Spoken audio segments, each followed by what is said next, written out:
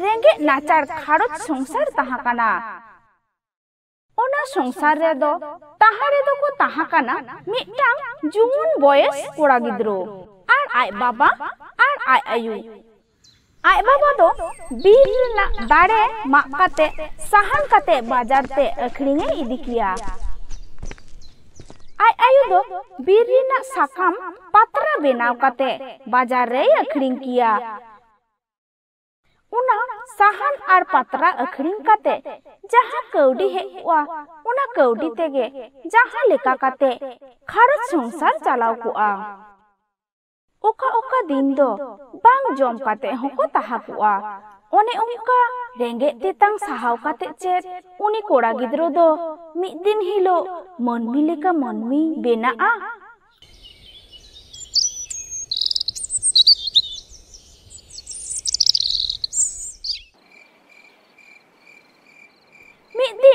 आयु दाका दामडी जम ओक्ते उनी गिद्रो आय आयुई मेताय काना यू मिटांग काथान मेन लगिदो काना चे काथा मेन लगिदो काना बाबू मासे मेन गोद में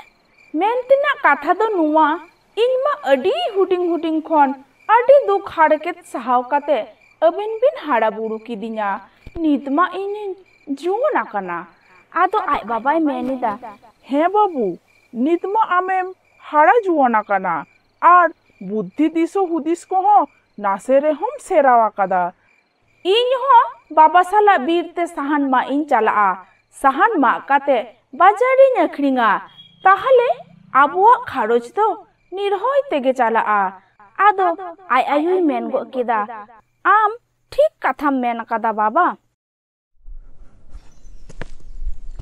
ओंका गे आय बाबा लिका दिनों बीर ना दाड़े मा काते साहान काते बाजार रे अखरिंगे इदिया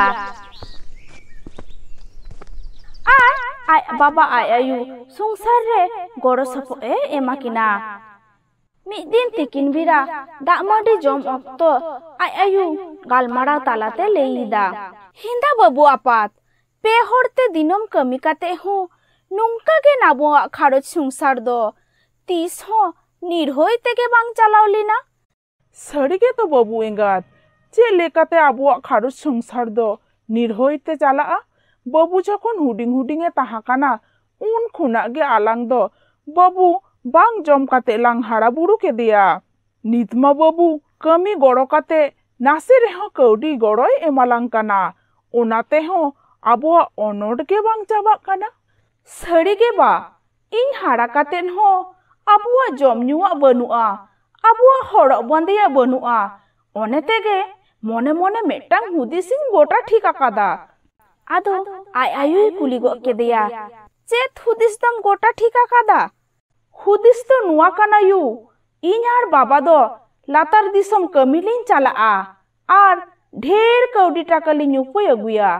आदो आय बाबाय मेन गो किदा ठीक कथा मेन कदा बाबू ठीक कथा मेन कदा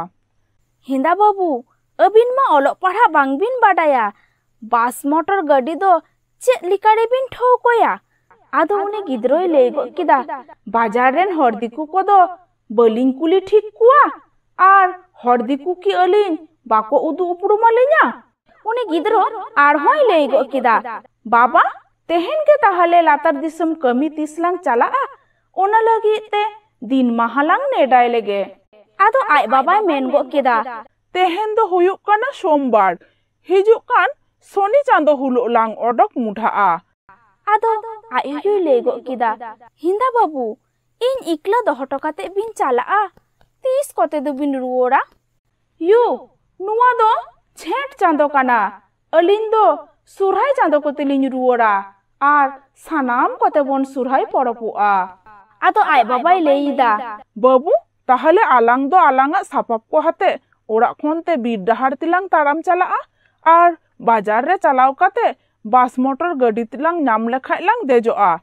आदो उनी गिद्रो आय बाबाय कुलिये काना बाबा चलाव लिका कौडी टाका मेना आतो आदो आय बाबाय लेईदा उना दो आलम भावना हुदिसा आर जहाँ लेकाते लातार दिसम कमिलांग चलाव लेन खान कौडी दुलांग जुगाव जतन दोहया नेल नेलते सोनी चांदो दिन महा सेटरीना ᱟᱫᱚ ᱩᱱᱤ ᱜᱤᱫᱽᱨᱟᱹ ᱟᱡ ᱟᱭᱳᱭ ᱢᱮᱛᱟᱭ ᱠᱟᱱᱟ, ᱢᱟᱭᱩ ᱞᱚᱜᱚᱱ ᱞᱚᱜᱚᱱ ᱟᱹᱞᱤᱧᱟᱜ ᱥᱟᱯᱟᱵ ᱠᱚ ᱥᱟᱹᱛ ᱥᱟᱯᱲᱟᱣ ᱠᱟᱛᱟᱞᱤᱧ ᱢᱮ। ᱟᱫᱚ ᱟᱡ ᱟᱭᱳᱭ ᱢᱮᱱ ᱜᱚᱫ ᱮᱫᱟ, ᱦᱮᱸ ᱵᱟᱹᱵᱩ ᱞᱚᱜᱚᱱᱚᱜ ᱠᱟᱱ ᱜᱤᱭᱟᱹᱧ, ᱟᱢ ᱟᱨ ᱟᱢ ᱵᱟᱵᱟ ᱦᱚᱸ ᱞᱚᱜᱚᱱ ᱥᱟᱹᱛ ᱥᱟᱯᱲᱟᱜ ᱵᱤᱱ। ᱟᱫᱚ ᱟᱡ ᱵᱟᱵᱟᱭ ᱞᱟᱹᱭ ᱮᱫᱟ, ᱟᱹᱞᱤᱧ ᱫᱚᱞᱤᱧ ᱥᱟᱹᱛ ᱥᱟᱯᱲᱟᱣ ᱠᱟᱱ ᱜᱮᱭᱟ ᱜᱚ, ᱟᱹᱞᱤᱧᱟᱜ ᱥᱟᱯᱟᱵ ᱠᱚ ᱟᱹᱞᱤᱧᱟᱜ ᱥᱚᱨᱛᱮ ᱟᱹᱜᱩ ᱠᱟᱛᱟᱞᱤᱧ ᱢᱮ। ᱟᱫᱚ ᱩᱱᱤ ᱟᱭᱳ ᱦᱚᱲ ᱩᱱᱤ ᱵᱟᱵᱟ ᱦᱚᱲᱟᱜ ᱛᱤᱨᱮ ᱢᱤᱫᱴᱟᱝ ᱴᱟᱸᱜᱤ, ᱢᱤᱫᱴᱟᱝ ᱦᱟᱯᱟ ᱟᱨ ᱢᱤᱫᱴᱟᱝ ᱢᱩᱴᱨᱟᱭ ᱜᱚᱜ ᱟᱫᱮᱭᱟ। ᱟᱨ ᱩᱱᱤ ᱜᱤᱫᱽᱨᱟᱹ ᱫᱚ ᱢᱤᱫᱴᱟᱝ ᱵᱮᱜᱽ ᱟᱨ ᱢᱤᱫᱴᱟᱝ ᱦᱟᱯᱟᱭ ᱥᱟᱵ ᱟᱫᱮᱭᱟ ᱟᱨᱮ ᱠᱚᱭᱚᱜ ᱜᱚᱫ ᱠᱟᱜ ᱠᱤᱱᱟ।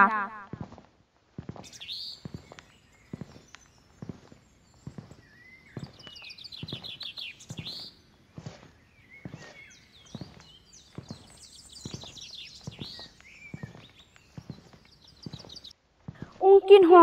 बीर तालाते ताराम ताराम ते बाजार किन सेटर किदा दुरुब जीरो काते दागिन न्यू किदा गोटा के बास गड्डी रास्ता गोटा होड़ते के गड्डी चलाक कना आर बास गड्डी तो अकिना सोरते के हिजुक कना आर तिंगु काते बास गड्डी रेन होड़ कुकिन कुलिए कुआ ए दिकु बाबू नुआ गाड़ी कुथाय जाबे? आदो उनी गड्डी रेन होड़े लेईदा कुथाय जाबिक? आदो उनी गिद्रोय लेईदा हमरा नामाल कामी करते लातार दिसम जाबो। आदो उनी गड्डी रेन होड़े लेई गो किदा चापो एटा मारांग बाजार पूर्व बर्धमान जाबे। आदो आय बाबाय मेनिदा ए बाबू नुआ गाड़ी चाला आया चललांग देजोआ। आदो अकिन सापब काते बास गड्डी छादरी किन दे इना।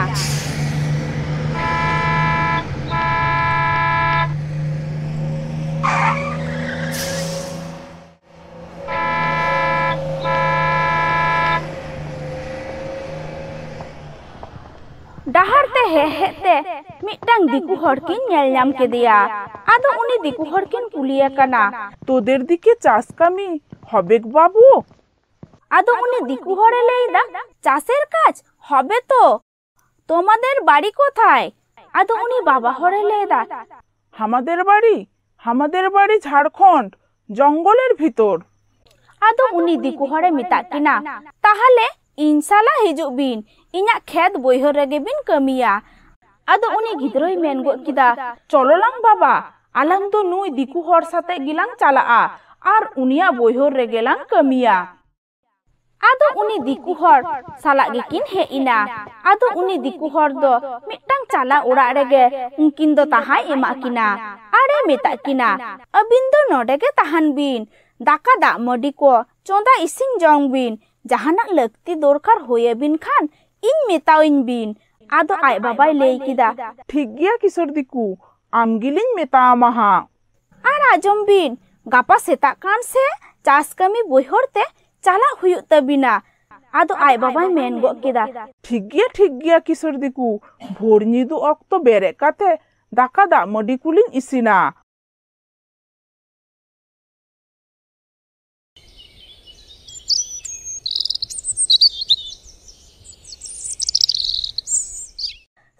अक्तो दो दाका दिपिल काते चास कमी बयहर तेकिन ताराम किदा। साउते उनी किशोर दिकु होय सेंडिना बयहर को उदु लगी। बयहर रे सेटर काते ए मेताकिन कना नुआ सानाम बयहर को दो इन्या बयहर कना अबिन दिनम हिलो नोडे के हिजुक बिन आर नुआ बयहर रेगे कमी बिन। आदो उनी गिद्रोय लेई किदा ठीक गया किशोर दिकु अलिन दो आदो आम चेत हो ले बांग हुयुक तमा। आदो सेता लेन खान गे दिनम हिलो उना ठाव रे कमी किन चलाआ। आदो मिद दिन तोला गछि बयहर रे घास किन हेड़े इदा कमी ते दाñu अक्तो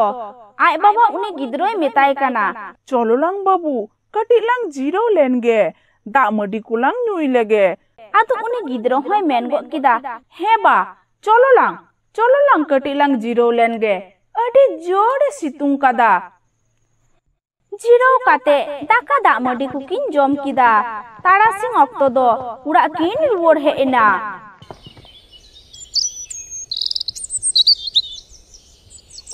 onka तेगे सुरहाय चांदो सेटेरिना।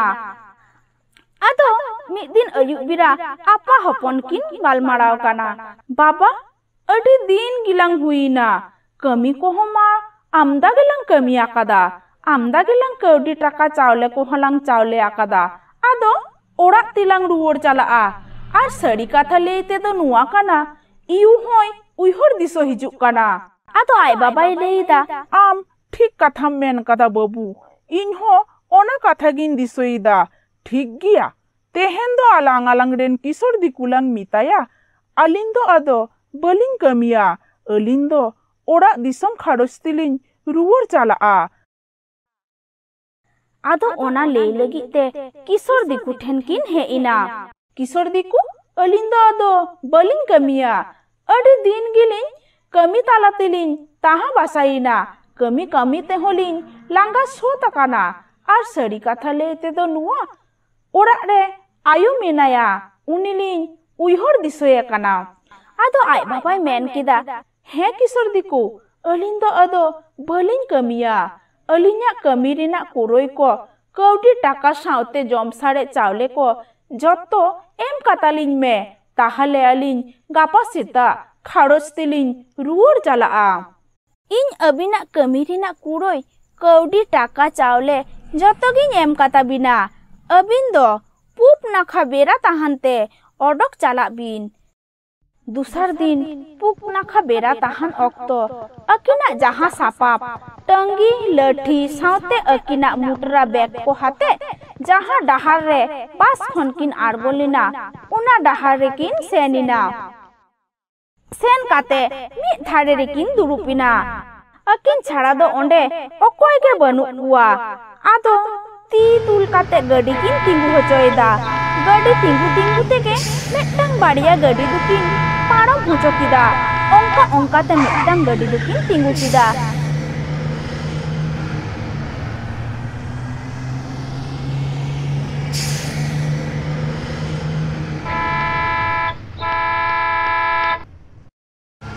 आदो गडी चला चलाते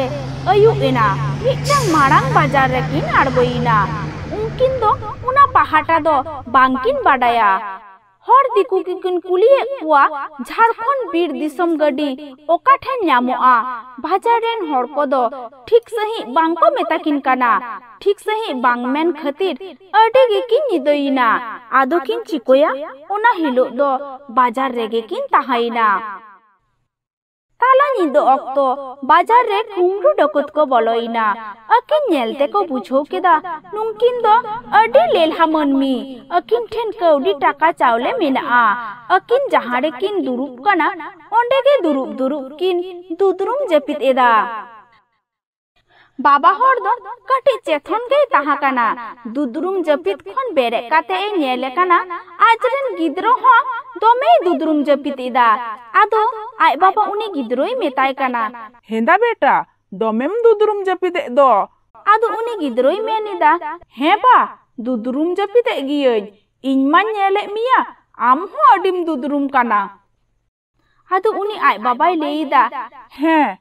दुदरुम कान गियन अच्छा बेटा आम दो कटी बेंगे हतार तालांग में इन दो कटी इन कोंडेल जपित गो लगे आदो उनी गिद्रोई मेन गो केदा हे बा आम दो ताहले कटी कोंडेल जपित गोद में इन दुदरुम कान रहो तबे चेथन किन ताहाना आदो बाना होड़ के किन जपित गो केदा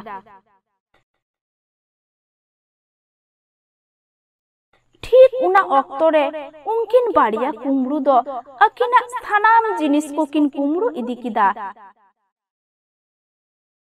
सीता ऑक्टो दो जपित एभेन काते किन नेलिदा अकिना स्थानाम जिनिस कौडी टाका चावले मुटरा डकत को कुमरू इदी कदा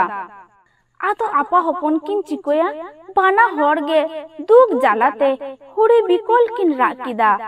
आदो आय भाब आय मेनिदा हेंदा बेटा आलांग दो चेत अकोया बड़ी कमी दुलांग कमी लेते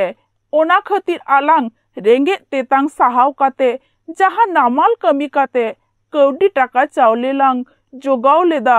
ओना हो छतो कुमरू को इदी के तालांगा आदो उनी गिद्रोई लेइदा चांदो बुंगा आले दो रेंगे नाचार लेलहा मननी रेंगे बाले सहाव दारे खातिर अतु दिसम बगी काते जानम आयु बगी काते सुख निर्हय तेले ताहाना मेनते नामाल कमी लातार दिसम लिन हेलिना ओना हो आम बाम सहाव दारेयादा चांदो बुंगा जहाय अलिना लोलो सितुंग दा जपु सहाव काते अलिना दुखमो टाका कौडी चावले को इदिया कादा उनको दो अडी सुख तेगे दोहो काको में अडी निर्हय तेगे दोहो काको में अडी सुख तेगे दोहो काको में अलिन दो